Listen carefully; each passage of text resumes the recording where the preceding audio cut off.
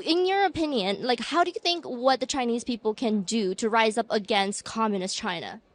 Well, first of all, I would like to comment on what you just said. That people in the Western democracies no longer seem to care about freedom.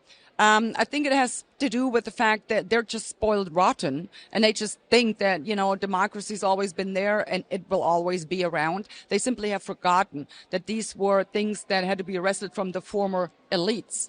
And our fathers and forefathers literally spilled blood over this so that their children and children's children would actually enjoy living in a free and democratic society.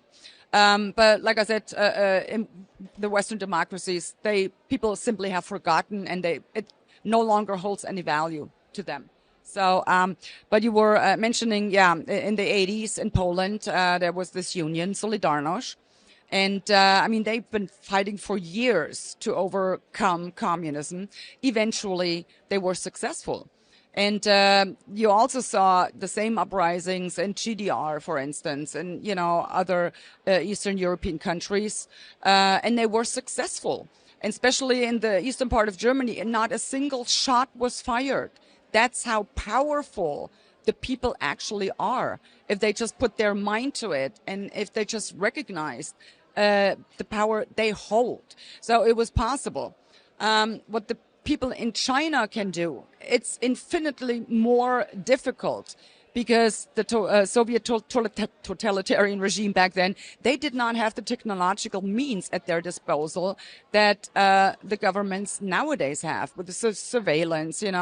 When the uprising started in China just a few months ago, Apple actually, took down that one app where the protesters could communicate. So, even the big businesses, the corporations are in on this.